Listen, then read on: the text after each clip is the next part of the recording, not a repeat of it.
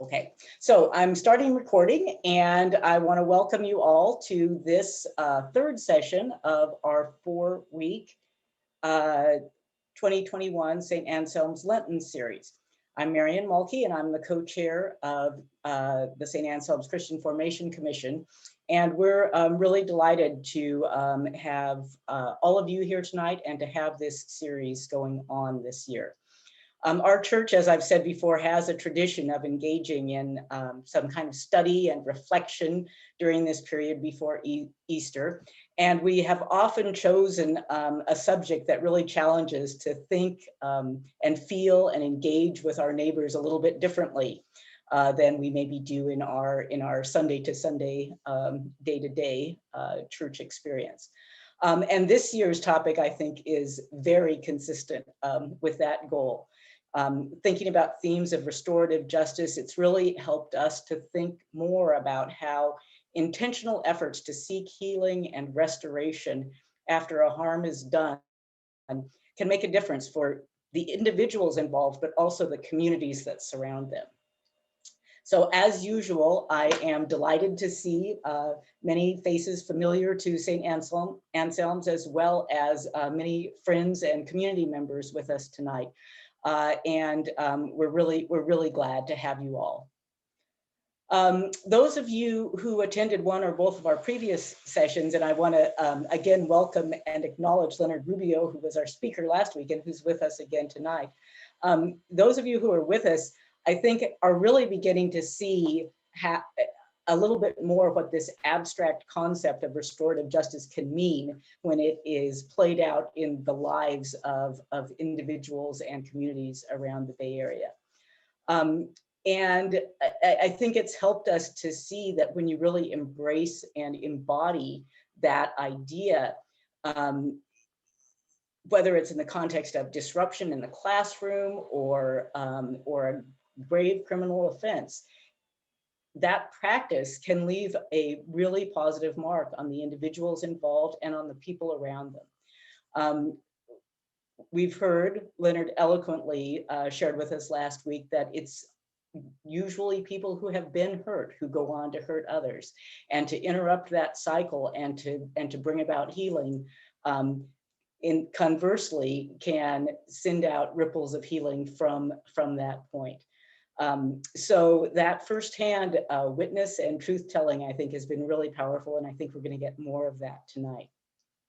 So tonight's speaker is going to further broaden our understanding about how using a restorative justice lens, rather than maybe the lens of punishment and retribution that we've come to accept in common discourse, that lens can really offer a path toward healing for those who've been harmed and the people who've been affected by and who've caused that harm. So we're delighted to have with us tonight Deacon John Storm, who's the Director of Restorative Justice Ministries for the Roman Catholic Diocese of Santa Rosa. He's going to talk about his ministry of delivering pastoral care to all those who've been harmed by crime in his community. And I'll let him tell his own story and introduce himself. I know that it's going to be an amazing and compelling presentation from what I've seen and heard so far. And I want to just mention that Deacon Storm has traveled what looks to me anyway from his LinkedIn page, a pretty distinctive path to get to the work that he does. And so perhaps he'll touch on that as well. Before I turn it over to John, I want to just remind you of a bit of housekeeping. We are recording this session, so again, if you don't want to be seen or heard, don't make yourself seen or heard, but we encourage you otherwise, if you feel okay about it, to show your face and to be that active participant in the session. John is going to be presenting PowerPoint slides, so you'll see the screen sharing and a smaller image of him.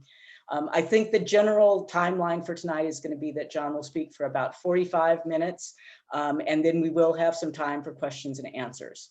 So given the size of the group and the Zoom format, once again, I would encourage you, if you've got questions while he's speaking, to message those directly to me if you know how to do that. If that's challenging and you just want to put them in chat, that's okay too. We'll try to collect them up and field them as we go into that question and answer session. So I believe I have muted you all. It is possible for you to unmute yourself, but try to refrain from that unless you have some reason to do it so that we have a nice quality recording. So are there any questions of process or anything else before we begin? Okay. If not, then I'm going to turn it over to Deacon John Storm. And again, thank you so much for being with us. Hi, folks. As Marian mentioned, I am a deacon in the Catholic Church, the director of Restorative Justice for the Diocese of Santa Rosa. We're one of a number of dioceses within the state. And I did take a different path to get here from that traveled by Leonard or that traveled by your previous speaker, Jody. I thought it would be a good idea this morning or this evening to begin with a prayer, if that's okay with you. And I'm going to kick over here and begin the slide presentation with that in mind. Nod your heads if you can see the slides. Does that make it so? Thank you. There we go. That helps me a little bit along the way. So let's begin with a prayer. May God bless us with discomfort at easy answers, half-truths, and superficial relationships, so that we may live deep within our hearts. May God bless us with anger at injustice, oppression, and exploitation of people, so that we may work for justice, freedom, and peace. May God bless us with tears to shed for those who suffer from pain, rejection, starvation, and war, so that we may reach out our hands to comfort them and turn their pain into joy. And may God bless us with enough foolishness to believe that we can make a difference in this world so that we can do what others claim cannot be done. So with that in mind, I'd like to tell a little bit of a story. This is actually the reflection of Christopher Alt, who is in formation for the priesthood, and he is doing jail ministry and prison ministry in upstate New York. Christopher tells us, I met Javier, also known as Zoom Zoom, at Roseville State Penitentiary, 80 miles north of New York City. I was there coordinating a retreat for Thrive to Life prison project. Javier spoke perfect Spanglish and stood 5 feet nothing, though I soon noticed his outsized personality and energy, and hence his nickname. At the retreat, Javier spoke eagerly about life's recent ups and downs. With even greater enthusiasm, he expressed his love for Jesus and how over the course of his 27 years of incarceration, he had come to know himself as deeply loved and blessed by God. A month after meeting, I received the call. Javier was ready for release. I hopped in the car with Zach Presutti, who is Thrive's founder, to fetch Javier. For the first 20 minutes of our drive, Javier was Javier, talking excitedly, conjuring plans for his future. Then we went quiet, and he leaned his head against the car window. He clawed at the door handle, saying, I don't feel so good. I feel nauseous. I dumped the contents of the welcome home bag that I had made for him and handed it to him, just in case. But luckily, he didn't have to use it. Later, Zach explained, it's common for guys to get nauseous on the way back. You have to realize Zoom hasn't been in a car for 27 years.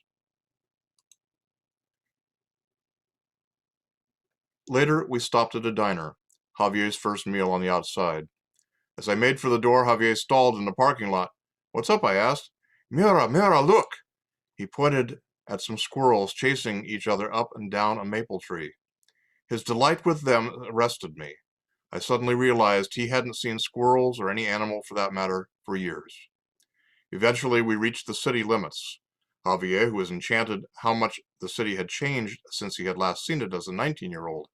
At each stoplight, he swore every other person on the street was either a relative or a friend from his old neighborhood. At time, we reached our Manhattan office, which is near our Jesuit parish. Zach attended to some paperwork while I showed Javier the church. We entered the sanctuary, and as Javier approached the altar, he closed his eyes and lifted his arms. and faced the heavens. Full-throated, he sang snippets of his favorite hymns. His praisings reverberated above. I handed him my cell phone. He had never used one before. "You want to FaceTime your mom in Puerto Rico?" After nearly 3 decades without seeing her face, suddenly there she was. Through tears, he whispered, "Mommy, I'm home." And at that moment, I lowered my gaze, for as they say, one is not bold in an encounter with God.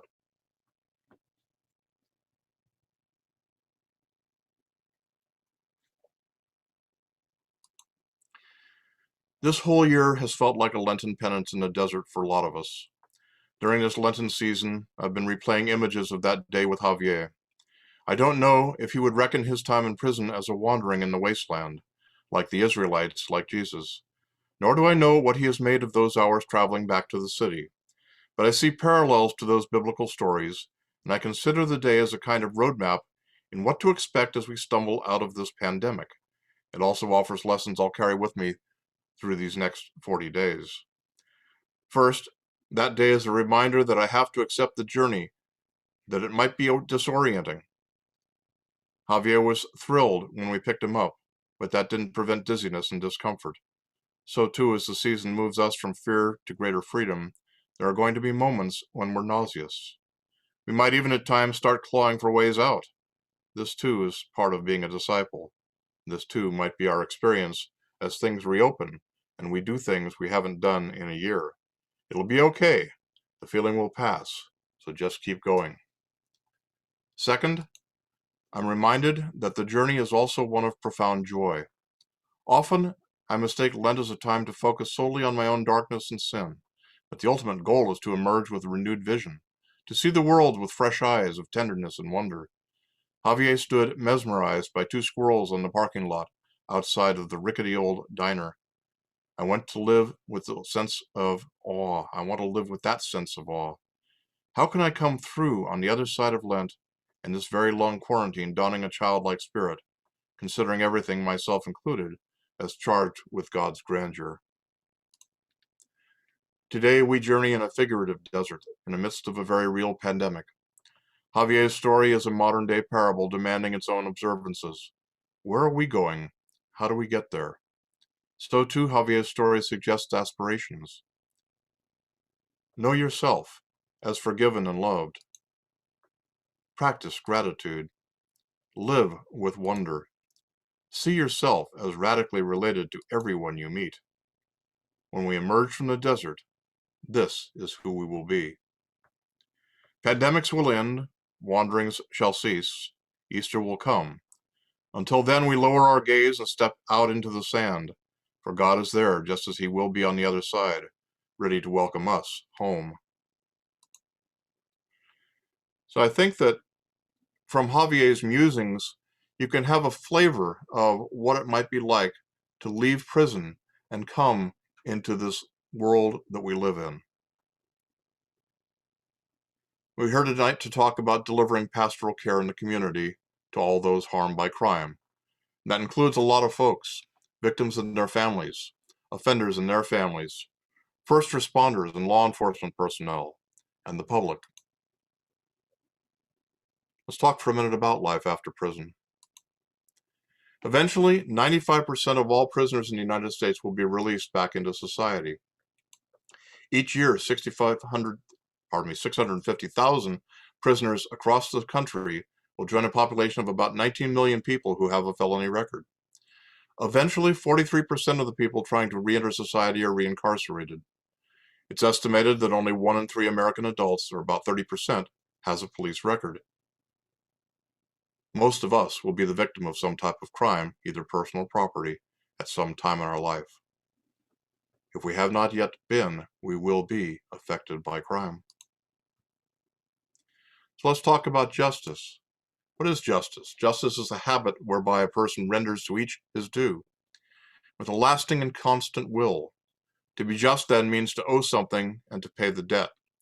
Justice is fidelity to the demands of a relationship. Infidelity to our relationships is injustice. And then what is restorative? What it means to restore? So it's having the power to restore, to give back something taken away, to bring back a former condition, for instance, by repairing or rebuilding.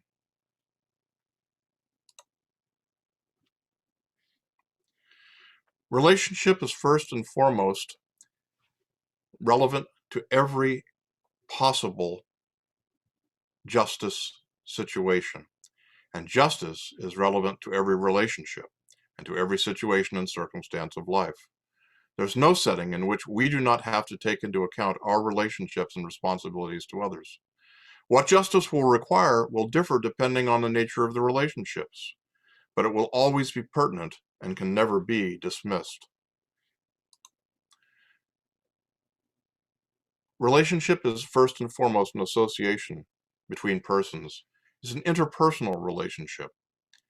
The endurance of relationships ranges from fleeting to enduring. But relationships are also interdependent. And Gandhi told us that interdependence is and ought to be as much an ideal as self-sufficiency.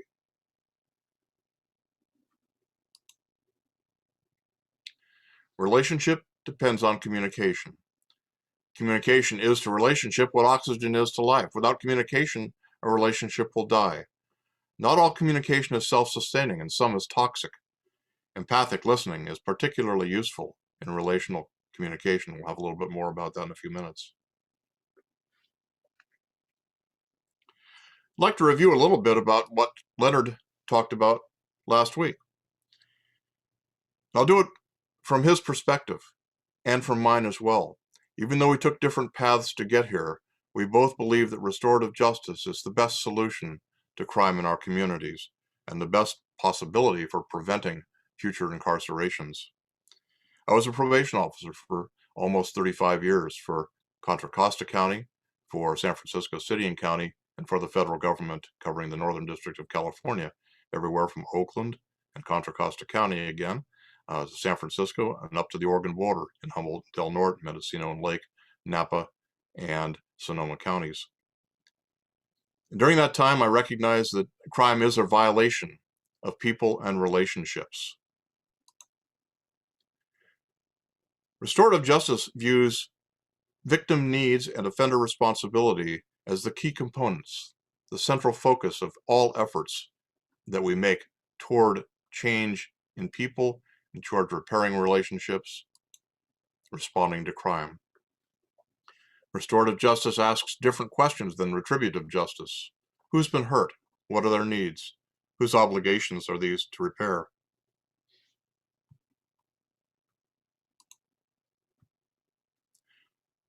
The retributive system questions, in contrast, are who did it, what laws were broken, and how will we punish the offender?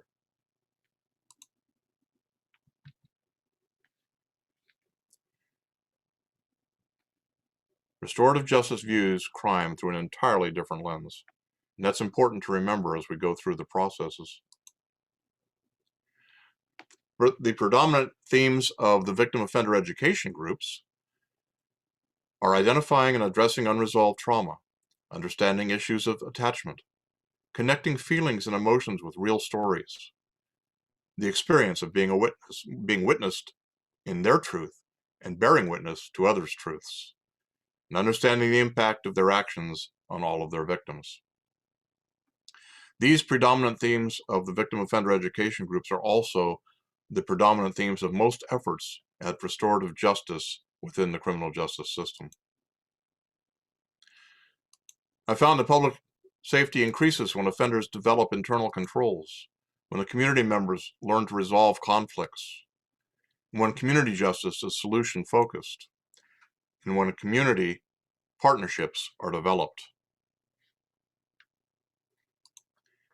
In fact, restorative justice demands the collaboration of community, the victim, the offender, and the justice system.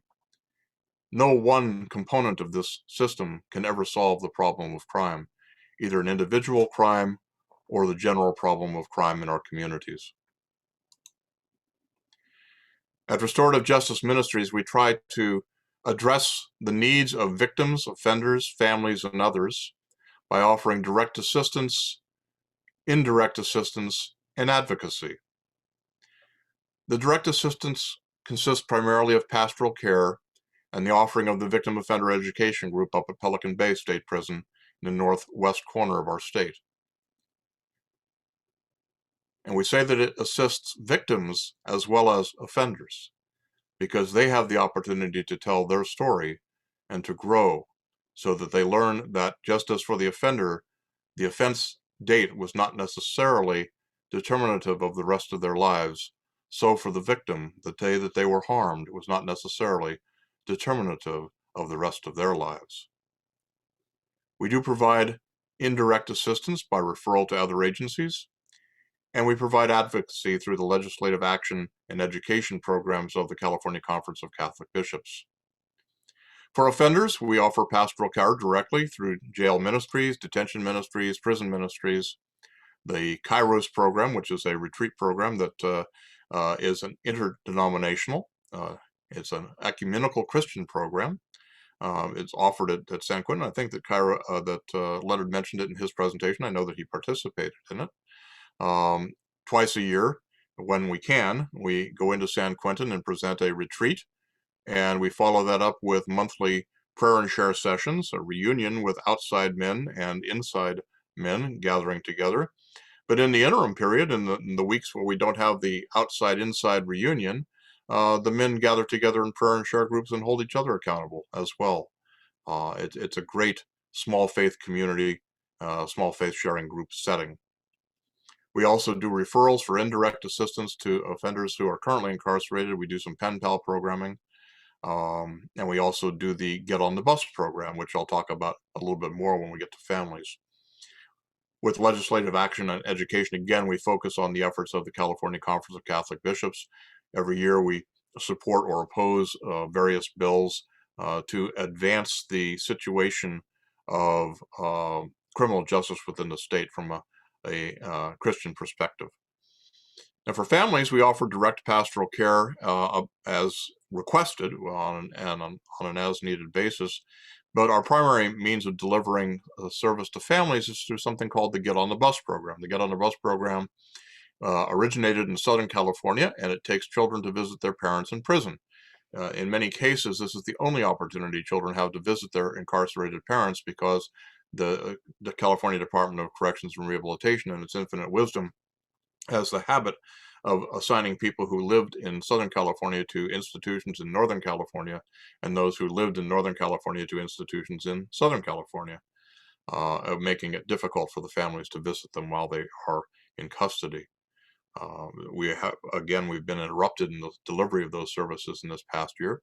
But just prior to the shutdown, the Get on the Bus program's parent organization, the Center for Restorative Justice Works, initiated a program called Family Express, which takes children to visit their parents in a number of institutions which are not served by the Get on the Bus program, as well as those that are, but on a more frequent basis. So there's 4 times a year or 2 times a year, depending on the institution, there are buses going to the institutions to encourage the contact between parents and children. We found over time that contact between parents and children is one of the greatest ways to assist the families in reuniting, to have the parents grow within the institution. The behavior is better within the institution. The institutions tend to like that, because the men will tend to behave well so that they can have the privilege of meeting with their families, and then behave better afterwards to live up to what they've told their families they were going to do.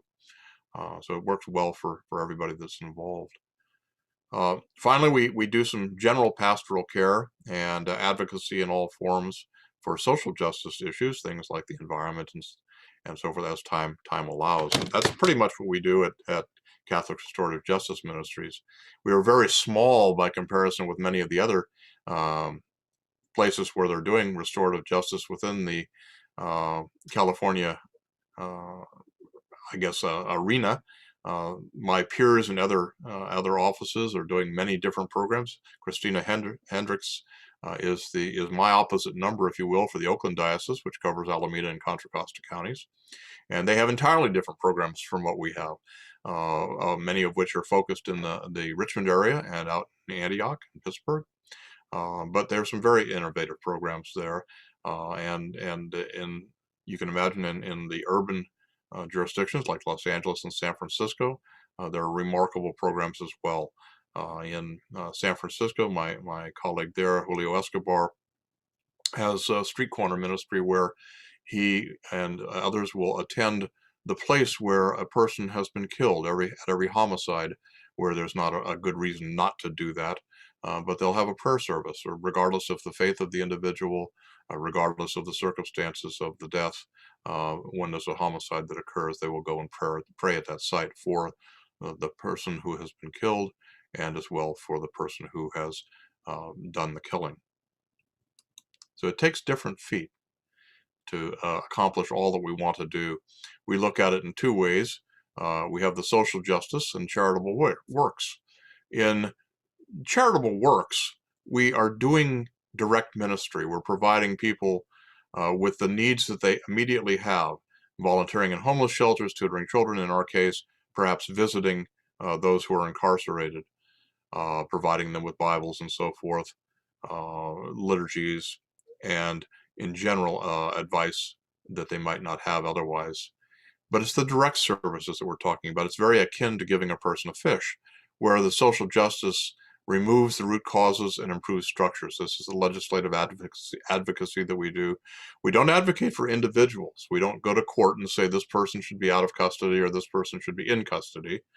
We don't say that this is good or this is bad on an individual basis, but we do advocate to the state legislature. I've testified before the legislature and actually have helped to write legislation authorizing the use of restorative justice as an alternative to incarceration.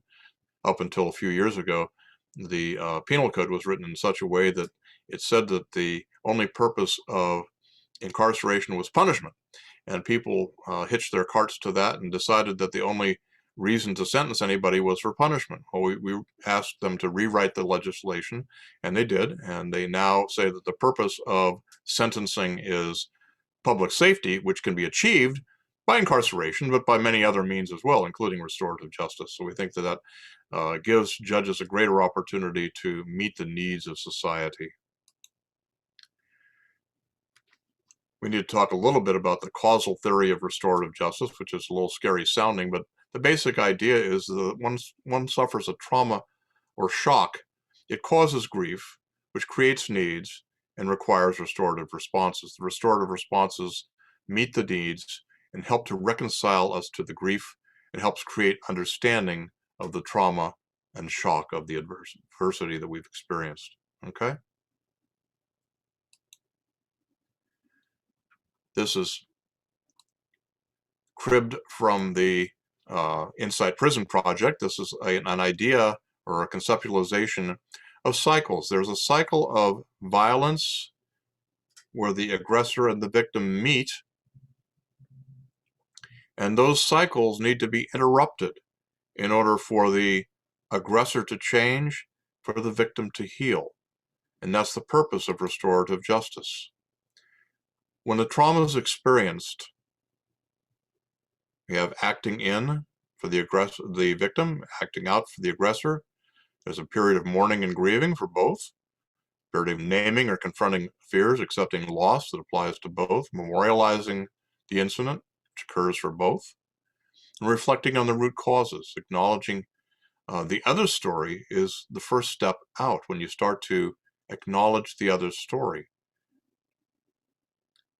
When you commit to take risks, practice tolerance and coexistence, engage the offender in society, choose to forgive, establish justice, knowing responsibility, exploring restitution, and creating justice, transforming conflict, negotiating solutions, constructing joint narratives together, and integrating trauma into our new self or group identity.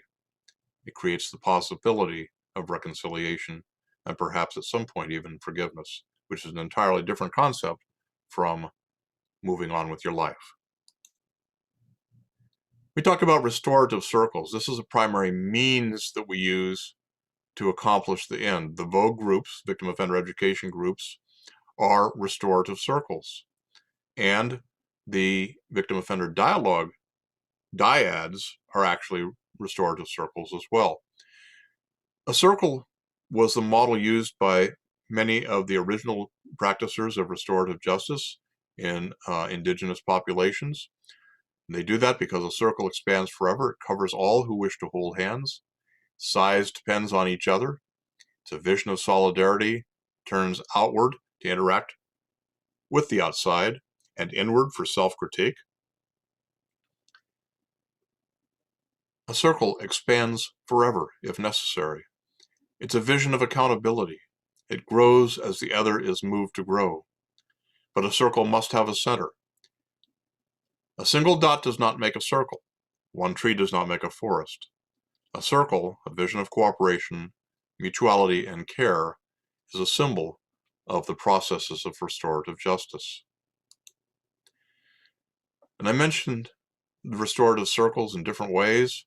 The circles include different kinds of encounter practices: victim offender conferencing, education circles, group conferencing, restorative justice peer juries, and community panels. Different settings demand different methods of getting together. Those could lead to victim impact panels and classes, similar to what Leonard started at San Quentin with the restorative justice group, talking about restorative justice and learning what the victim's impact was. Possibility of restitution, paying back monetarily for the crimes that were committed. Of course, there are some crimes that never can be repaid in money. Letters of apologies, another possibility in community services. All this requires empathic listening. We have to be able to listen to each other in a special way in order to understand the deeper messages of our lives. That's because, as that's very complex, we are very complex. This is Bronfenbrenner's model of social development. We are at the center here, but we are also everything outside. Everything outside here influences us in the center. Our sex, our age, our health, our church group, health service, family, microsystems, school, peers, neighborhood playset, social welfare service, mass media, all these have an influence on our lives and who we are. The chronos system, the plannering of environmental events and transitions that have occurred over our life, socio-historical conditions, the cohort we grew up with, the place where we grew up, time, socio-historical conditions, and time since life events have occurred, makes us very complex individuals. No two of us are alike. When we see food, music, language, visual arts, they're expressions of the much deeper part of us that's at the lower part of the iceberg of our personalities, our thought processes, our attitudes toward age, notions of modesty, views on raising children, concepts of fairness, and so forth. If we're not careful, we can take an extended journey along what's called the ladder of inference. We observe some data and experiences, just as a videotape or a recorder might capture it, but then we select data from what we observe. We add meanings to it from our background, our personality. We make assumptions based on the meanings that we added, and we draw conclusions from that. And we draw beliefs about the world. These become our stereotypes and so forth for future transactions and our encounters with the same people we were involved with. And we take actions based on those beliefs. And that reflective loop reinforces itself based on all those inferences that we drew from one set of observable facts.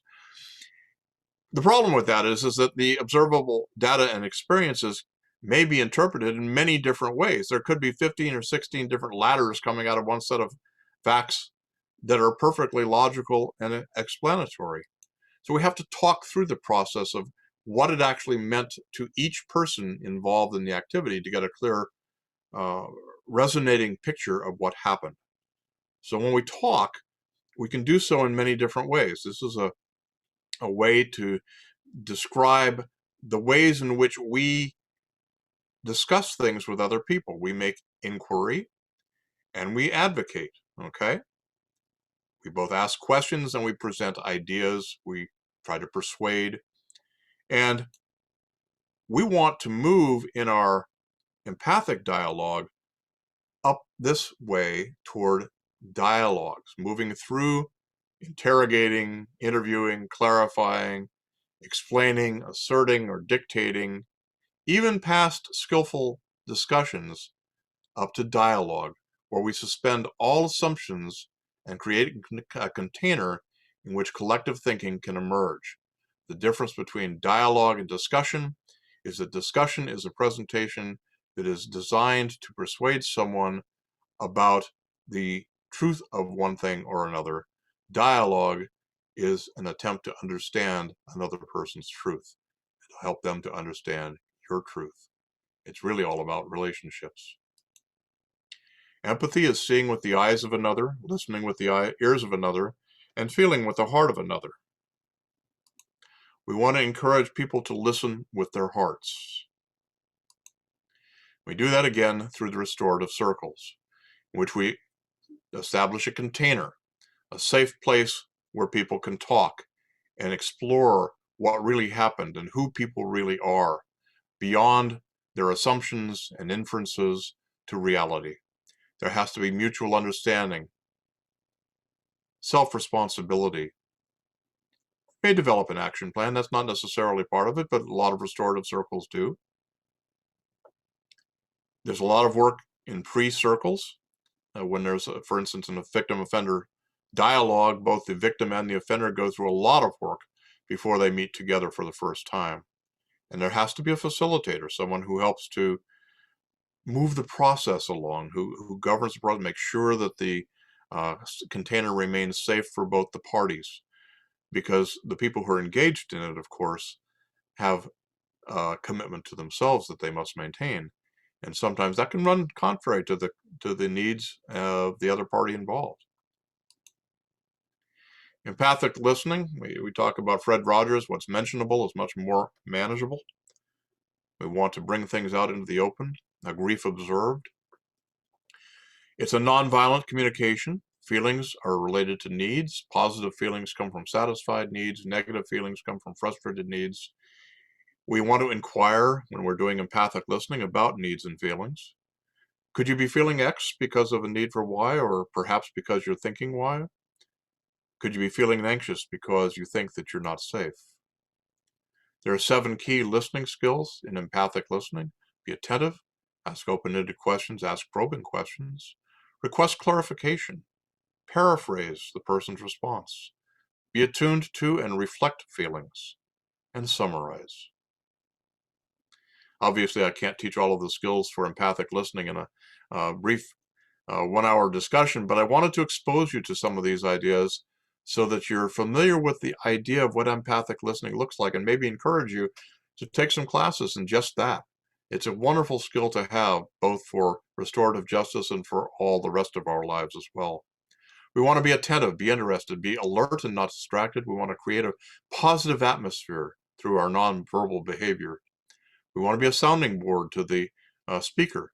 Allow the speaker to bounce ideas and feelings off us while assuming a non-judgmental and non-critical manner. We don't ask a lot of questions because that can give the impression that you're grilling the speaker or interrogating. You do act like a mirror, reflecting back what you think the speaker is saying or feeling.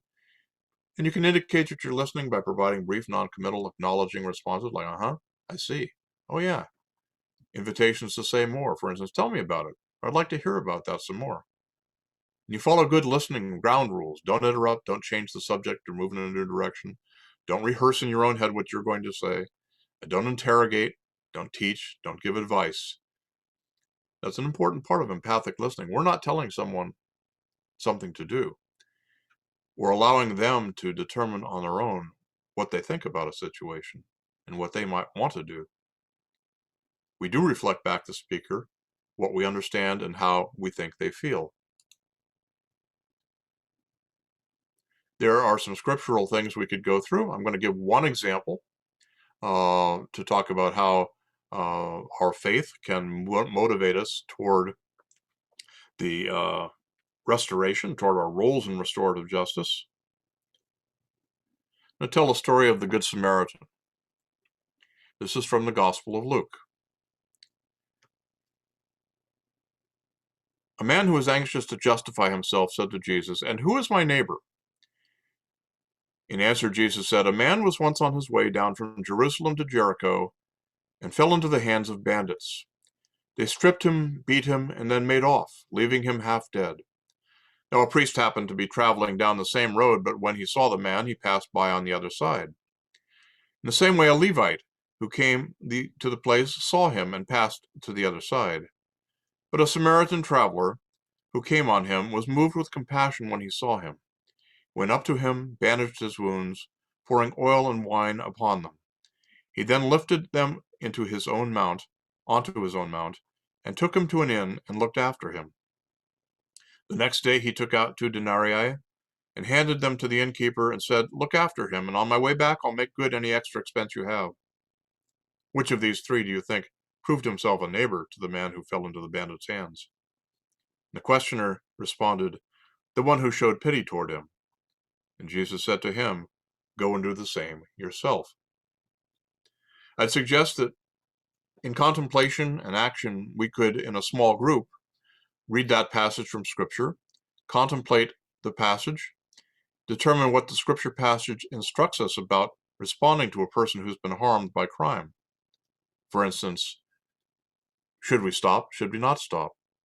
What do? We tend to the wounds first. We look to their long-term needs. He left him at an inn and promised to pay for the bill on the way back. There are many interpretations one can give to Scripture. The point is that Scripture can provide us with help in determining what we are to do in any given situation.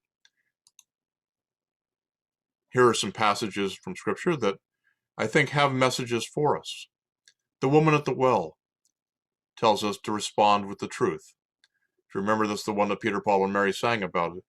Jesus met a woman at the well, and he told her everything she'd ever done. He basically told her the story of her life without ever condemning her, without ever saying she had done wrong, but letting her know that there was a better way to live. A woman caught in adultery was brought to him, and it was suggested that he contribute to her stoning, to killing her. Instead, he addressed the crowd and said that he who was without sin should cast the first stone, and waited for the rest to leave, and then told the woman, "Go and sin no more. No one has condemned you, and neither do I." So we want to respond with compassion to a person who's accused of crimes. We want to maintain a non-judgmental attitude, even if they've committed the crime. No one ever said that she didn't commit the adultery. But even if she's committed the crime, responding to her with a non-judgmental attitude and with compassion can help her to change within herself. The parable of the lost son, or the forgiving father, also known as the prodigal son. We respond with welcome when one is released from custody, or released from drug abuse, or released from pornography, or released from any of the other horrible addictions of our society. We respond with welcome, the welcome of a father who receives his lost son back. And the co-crucified, the man crucified with Christ who did not condemn him, but asked to be forgiven and asked to be with Jesus in paradise. It's never too late to repent your sins and to move to a new way of life. So we can respond to everyone with patience and perseverance. Those are just a few lessons that I think are available in those particular Scripture passages. You could take the time to go back and read them at your leisure and to think about them a little bit. That's pretty much the end of my formal presentation. I do have a film that I could share. I'll leave it up to Marilyn as to whether she'd like to go into Q&A or whether she'd like to look at one of the videos. What do you think? Let's start with, first of all, I'm not getting a flood of questions, so let me invite questions, but I want to ask you a follow-up questions, and let's absolutely. And let's see what comes in, and then we'll decide about the video. Okay. So I really appreciated your comments about being an empathetic listener and empathic listener, and really being in that space and listening to people. I have to ask, when you were a parole officer for those decades, Yes. did you feel like you were an empathic listener then? Did that build that skill? I, And how did you find your path to this work from that work? I've got to say that it grew over time. There are two disciplines in probation work. And I was actually a probation officer rather than a parole officer, although in Oh, the federal system we did both jobs, and I was beg an your agent of pardon. the parole commission. But we we do investigation. We investigate people who have been convicted of crimes and make recommendations as to what their sentences should be. And the second discipline is to supervise people in the field who have been released basically on a contract with the court or the parole commission to ensure that the person meets their obligations. That's being on probation or being on parole. The investigative discipline is the one that I was involved with most of my early career. And that taught me the processes of justice. And in my later career, I ended up supervising both offenders and other probation officers and learned more about the empathic listening side of things. We did not have the benefit of restorative justice. We've learned an awful lot about trauma and the impact of trauma on our lives since I retired. And I think I've always tried to live my Christian vocation, seeking good, trying to do no harm. In this case, looking for the least harsh sentence that a person needed to suffer for their offenses based on the law and what programs and so forth they would benefit from. Uh, Not everybody follows that same course, but that was, I think, the course that I tried to follow. Uh, we didn't, again, have the benefit of the Vogue program or similar programs. I would certainly argue for that. We only had what's called cognitive behavioral therapy Mhm. late in my career, and that wasn't a great leap forward kind of thing at the time, but it's nothing compared with what the Victim Offender Education Group does with addressing the trauma that many, in fact, I would say, my experience, and I know it echoes what Leonard said, that I've never met anybody who committed a violent crime who was not first victim of a violent crime.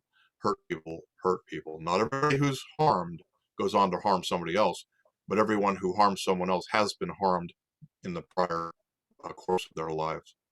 Very sad stories. I mean, we hear horrendous stories Yeah. in many cases about people's childhood and adolescence. People need fight to learn that again over time. We need attention, appreciation, acceptance, affirmation, and eventually the allowance to go out and on our own. But not everybody gets those in life, and we seek those all through our lives, whether we've committed crimes or not. And most of us have committed some kind of a crime. There's not that much between time, although not all sins are crimes, not all crimes are sins. We can't make too great an emphasis there. But most of us have done something, and as I mentioned at the beginning, most of us at some time or another will be the victim of a crime, whether it's great crime or small crime. Yeah. We will have the experience of being a victim. All right, so I've got a couple of questions here. One Uh-huh. is if you could talk more about how restorative justice is being used across the criminal justice system now. We talked Okay. some with Leonard about how the victim offender groups are widespread, but not as widespread as perhaps we would like to see, or not as widespread as could benefit all the people who might participate in them. What's your I, perspective on them? I think it's fair to say that restorative justice is unevenly applied throughout the system. We think we have a better head start on this in California than in many other places. There are movements throughout the nation, the Catholic Mobilizing Network being one of them, and the Catholic Prison Fellowship being another, where restorative justice is being promoted. There's also the International Institute of Restorative Justice. Restorative justice is an international movement. Um, Other countries are ahead of us in some areas and behind us in some areas. And even within California, the application of restorative justice is very uneven. District attorneys in particular are worried about justice because they tend to be elected on harsh on crime Yeah. platforms. It's a reality of life that they can lose their jobs. horrendous incident, whether or not it's their fault, that can be attributed to one of their decisions. That's the reason that they have prosecutorial discretion. They get paid the big bucks to make those decisions. But it does make them wary of less than severe sentences in some cases. And so a follow-up question might be, is restorative justice being used in pre-sentencing contexts that you know of? Yes, in some places it is. In Sonoma County, for instance, there is an opportunity for some cases to be referred for restorative to what's called restorative resources. It's a separate agency that does restorative circles. One thing to remember is that when we do a restorative circle, it demands the participation of both the harmed and the person who has done the harm. So we don't have 100% agreement among those who have been harmed that this is the appropriate answer. And we don't have 100% agreement among those who have harmed. This is a good answer. I think Leonard can support the idea that there are many people who look at the requirements of a program like VOGUE, the Victim Offender Education Groups, and the inner work that's necessary as much harder than just doing your time and moving on. They would rather just be punished, get on with life, and go from there. But it requires real intestinal fortitude to look at yourself in the way that we demand that people look at themselves in a restorative circle process. Yeah, that's really helpful, and I appreciate the distinction that it's not for everybody, but there are many people who could benefit from it on both sides in the right circumstances. So a follow-up question to that is, I'm sorry, I'm getting a little bit of lag, or maybe I'm causing it. I'm not sure which, John, sorry. A follow-up question is about how prison administration or how the correctional system interacts with outside community providers in delivering restorative justice. So how much of this is governmental, how much of it is CBOs? It varies from institution to institution. Even though there is a set state policy for the CCR, the California Department of Corrections and Rehabilitation, each institution has great freedom to do what they're going to do as a fiefdom of its own. The warden has tremendous power within an individual prison, and each prison has its own character as well. San Quentin is known for the variety of programs that it has and the opportunities that are afforded to men who are incarcerated there. Pelican Bay, which is the prison where I minister at the north end of the state, is known for its strictures. It has been the supermax of the state, the state's equivalent of Alcatraz. We went from having 2 full yards of SHU, which is the security housing units, or you can think of it as a solitary confinement cells, 2 full wings of that, down to 1 wing, and they changed the level system. To me, oddly, putting a level 2 in there. Level 4 is the high end of things, and all of Pelican Bay was level 4 up until they brought this level 2 unit in there, and it kind of threw things off because neither the structure nor the programs were there for level 2, and we had to create those out of whole cloth.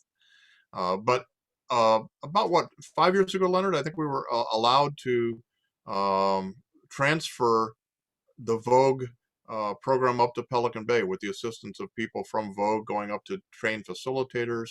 I commuted up there for 2 years every Monday night, and I drive up on Sunday night actually and spend a day on Monday doing restorative justice work in the VOGUE program, and then on Tuesday I do Catholic ministry and run chapel services for a day. But I did that for 2 years. It took that long to move the men through the 52 week cycle. We joked about that a little bit. I think that's actually a common experience just because of shutdowns and things like that. So we've been able to implement it up there, but the contrast is great. There are about 6 or 7 programs at Pelican Bay where there are 82 some odd programs at San Quentin. some of which are completely unrelated to restorative justice, but it's nice to know that one of the ones that they have brought to Pelican Bay is restorative justice. Yeah, and Leonard mentioned last week that just the remote location and the dearth of potential volunteers Right. makes it hard to build those programs again, even if there were a willingness on the part Ab- of the facility, right? Absolutely. And I'm seeing a shift in the philosophy at the upper echelons of CDCR, which is slowly filtering down to the individual institutions and so forth. They're recognizing that the old philosophies don't work.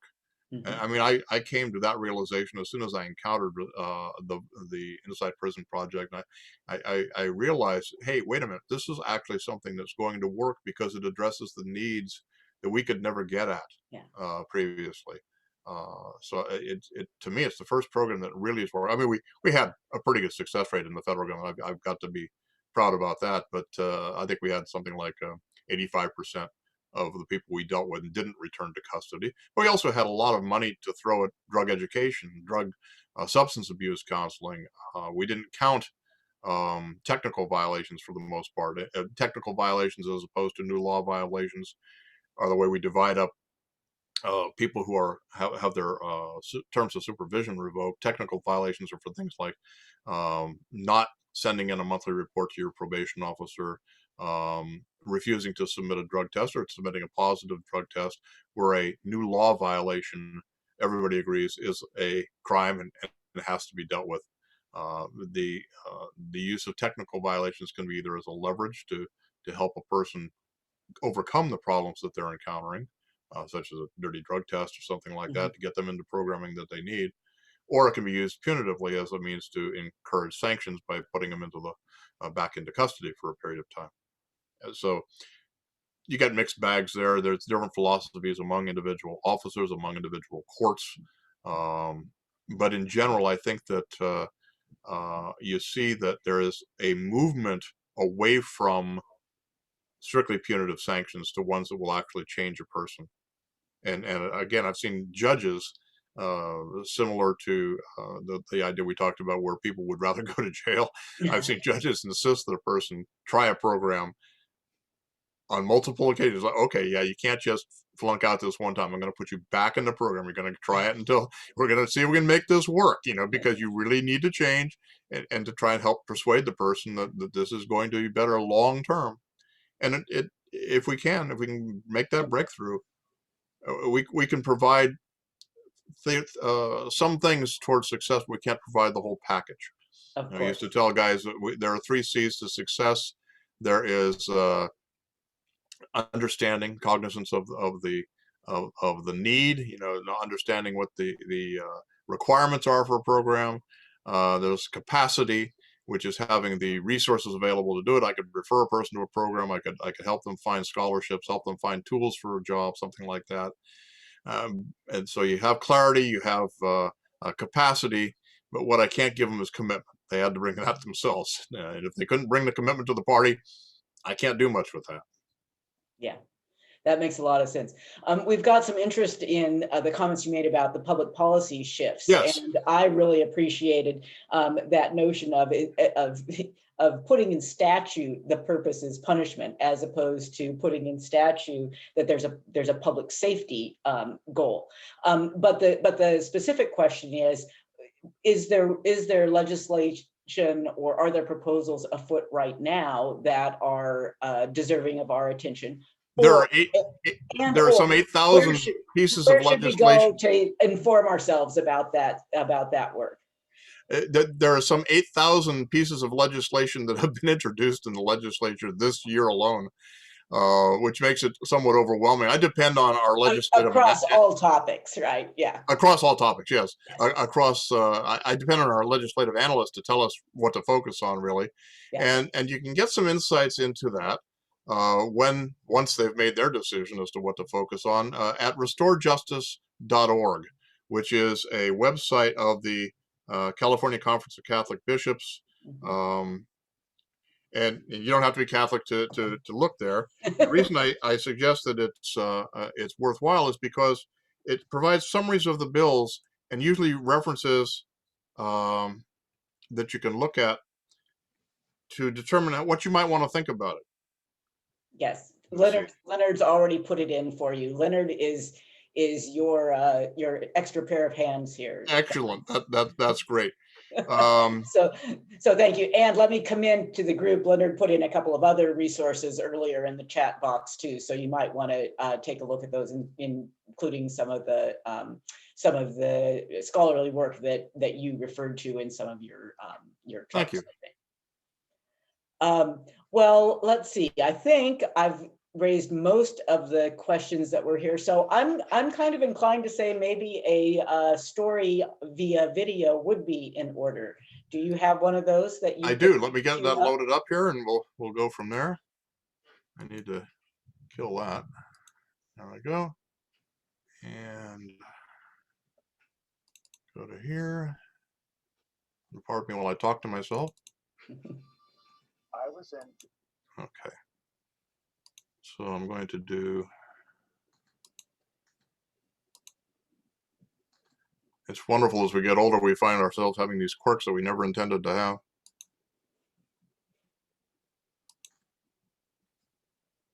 Oops.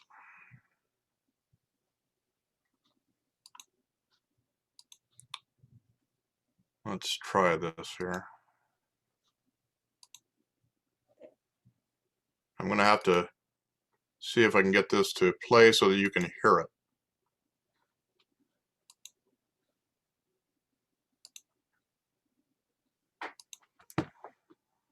Juvenile hall.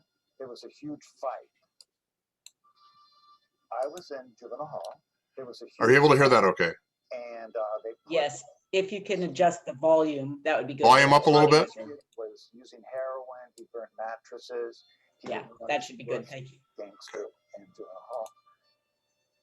And so I just sat down with him, and he says, "You know, my brother died in my arms, and he was 14 years old, and I'm responsible for him for getting into a gang." And so he started crying, and you don't cry in juvenile hall. So I said, "Eric, did you go to your brother's funeral?" And he says, "Because I was there when my brother was killed, even though I had nothing to do with it, I had to be brought to camp.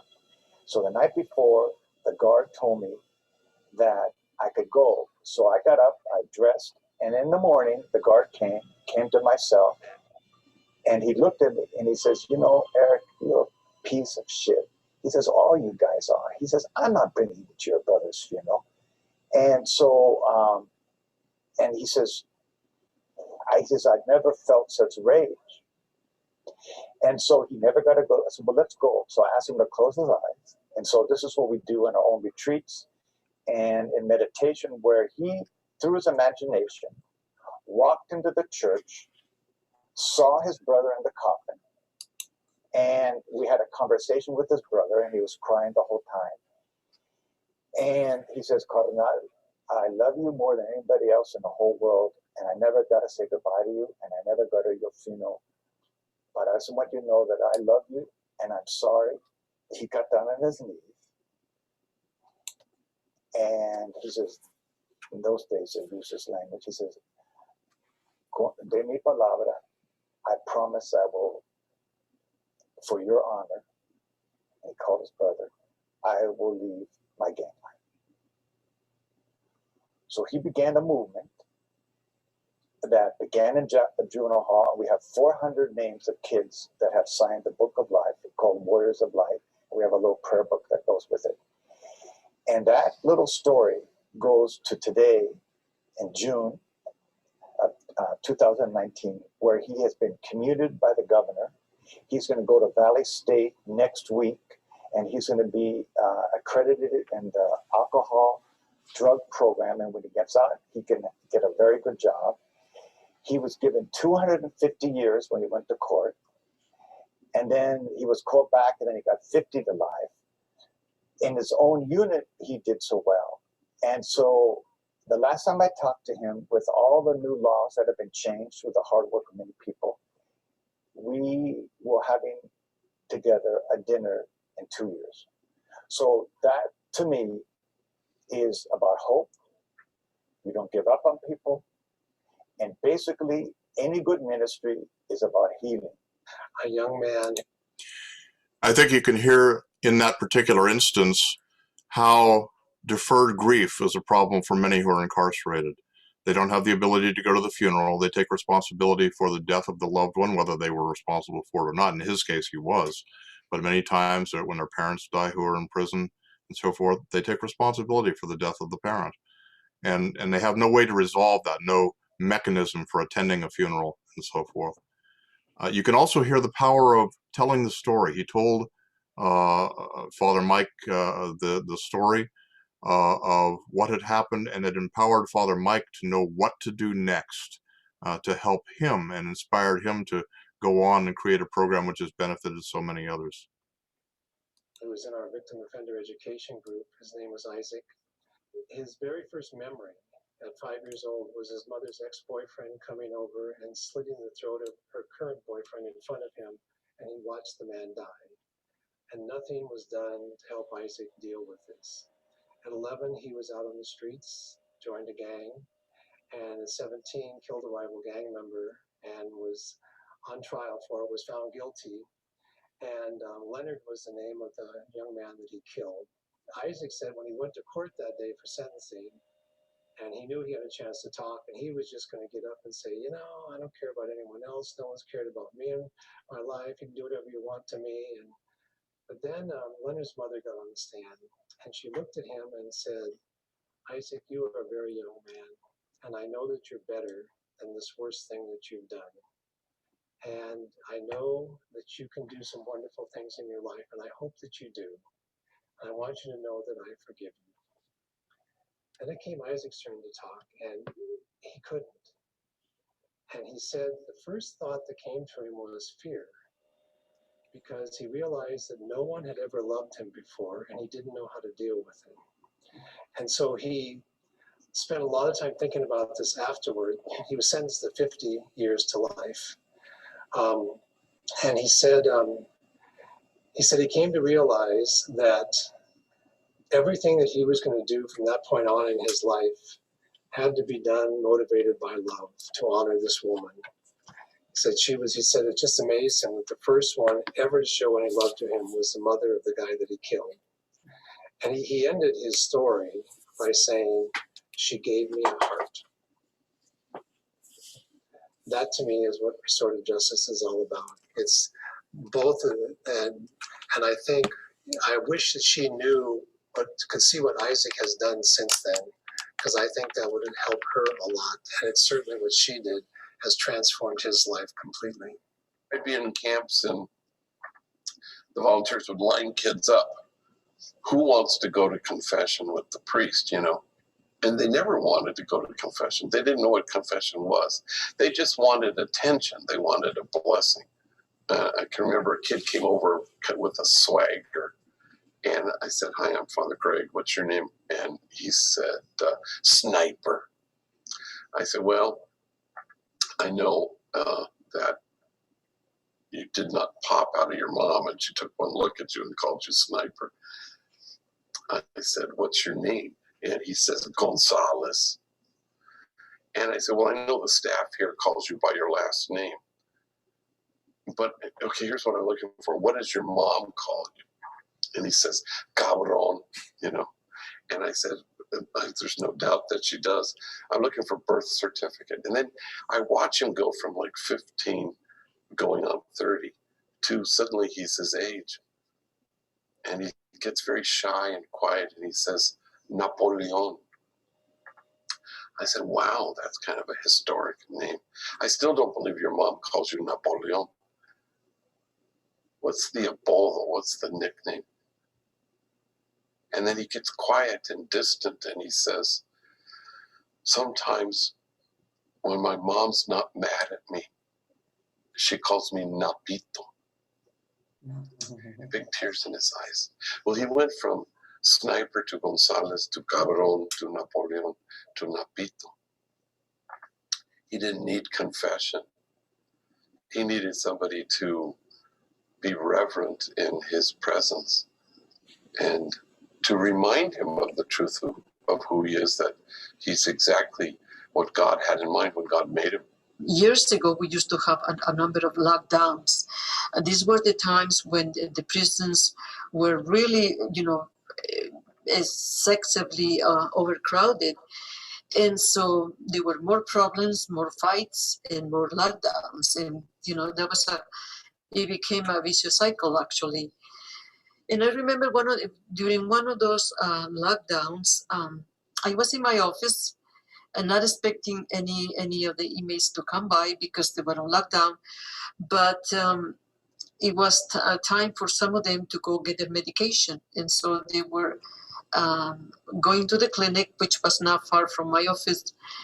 And so one of these guys who went to get the meds saw my door open. And so he came to my office, and he came to do some paperwork because he wanted to sign for the vegetarian diet. That was part of one of the things that we also had to take care of at the prison, as chaplains. And so he was a young man, and so we started a little conversation as he was filling out those papers. He came to say that it was the third time he was in prison, and basically what led him to prison was, he told me that the main reason was because of drugs and alcohol. And so I invited him to kind of go a little deeper in what was driving him to drugs and alcohol. And he said to me, I already know what it is. He said, I am a raped child. Mm. And that really blew me away. I was not expecting that. Mm. I didn't know what to do, but I picked up my Bible there, and I opened and I looked for Psalm 139. And so he had finished his part of the form. So I said, here, why don't you read this? So he started reading Psalm 139 from the Bible, right, as I was doing my part. I thought he was going to read it quietly, but he started reading out loud. And when he got to the point where he said, for it was you who created my being, knit me together in my mother's womb. He stood up and said, so it was God who made me. It wasn't that man. And I said, exactly. There are many women that are raped that don't get pregnant. God wanted you to be. God loved you, and God wanted you to come into existence. And so he started really literally jumping for joy and said, nobody told me that. I had no idea. And so from that day on, it was like seeing a whole different person. I mean, he started thinking, seeing himself in a whole different way. He started dreaming about the future with his mother, who was deaf. And so he started learning sign language because his mother was learning sign language. And he started thinking how he was going to communicate, because he was going to be released like in 6 or 8 months. So it was, to me, amazing how God works in tremendous ways. I met a young woman. I think that gives you a flavor. I could go on a little bit more. I'm not sure, Marianne, whether you want to continue or are you ready to?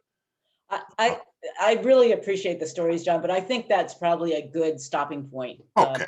Let's come back and let me thank you again. And those examples are so powerful in illustrating what you were talking about in terms of the biblical analogies and the seeing people where they are, right? The Greg Boyle, just really finding the person's name and hearing him own his name is like, he told me everything I ever was, right? Exactly. So that is really, really heartening and compelling and inspiring. So let me ask if there's a set of takeaways or just reminders that you might want to offer to a group like ours about either an attitude or an action that you might encourage us to consider as we move through this series and this season.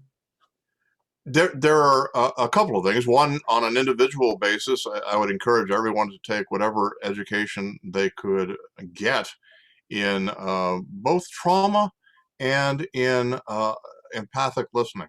The empathic listening is to help you in dealing with other folks, and trauma is for ourselves these days because we're all, in a way, a victim of trauma. This is a little different kind of trauma than most of us think of as trauma, but this whole pandemic thing is a form of trauma. There's a Dr. Wolpert who is marvelous at,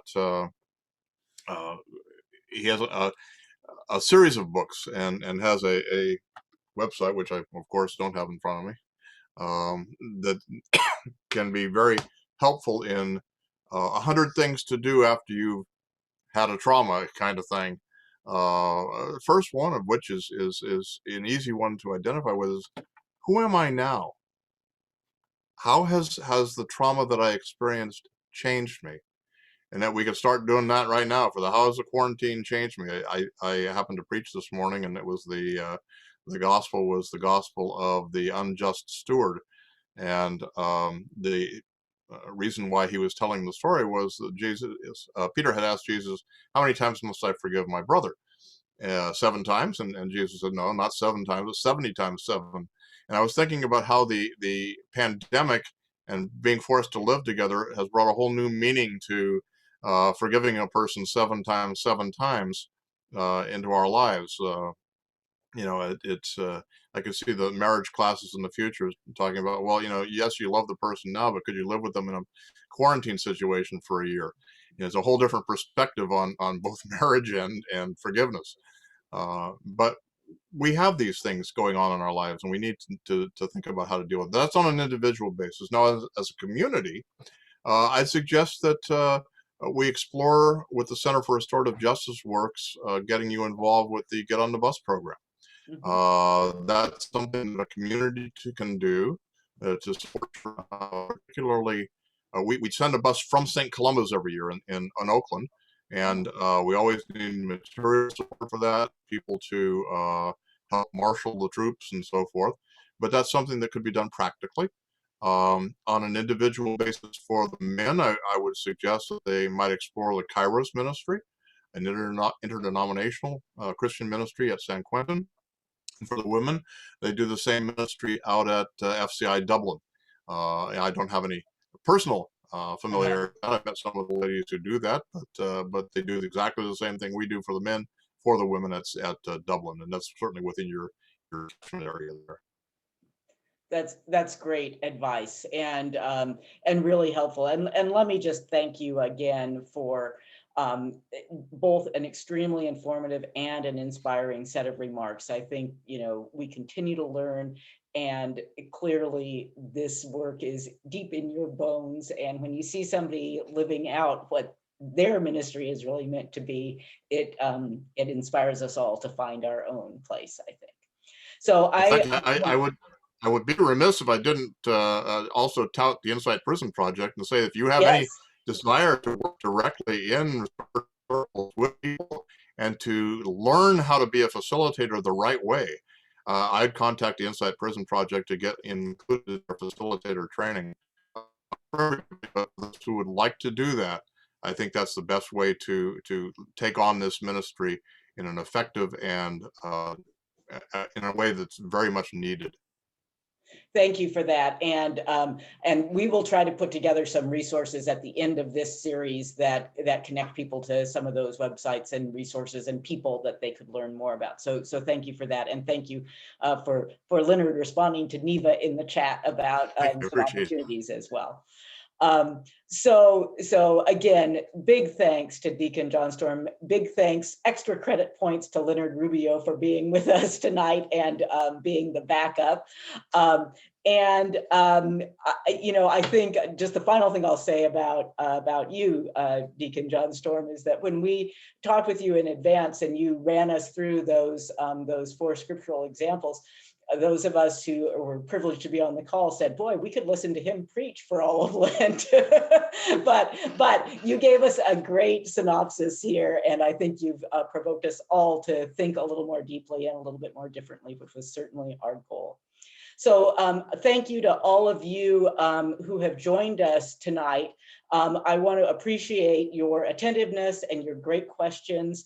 I hope that you'll join us again next week. Next week is going to be a little bit different. We're going to have a panel of 3 really remarkable people. Reverend Liz Milner, who has viewed ministry to incarcerated people across the whole diocese in the course of her training in the Episcopal diaconate. Richard Olive, who's a lay person who's deeply involved in death row ministry at San Quentin, and Mark Drevno, who leads a local nonprofit, Jails to Jobs, that helps people with workplace reentry after incarceration. So they're each going to talk to us a little bit, and then we're going to do a little homework of our own, break into small groups, and really reflect on some of these questions that we've been talking about at the end of each session about what does this mean for me? What does it mean for my community? Is there a link between my gifts and calling and these needs? So I think we're in a great position to have a really good week next week, just as we did this week and the previous 2 weeks. And I want to thank you all for being here. And with that, I'm going to ask Father John Sutton if he would please offer any closing remarks and perhaps dismiss us. John, I just want to reiterate the thanks that you are with us tonight, and Leonard and being with us as well. You just make it so real and so tangible what our call is, and thank you. The Lord be with you. Let us pray.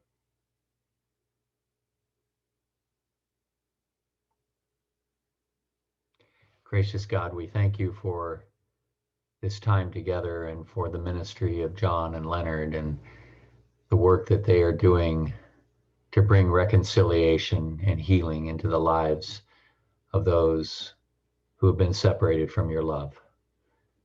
We ask that you will fill us with that spirit of love, that spirit of agency to go out into the world and to be carriers of that love to those who are in need.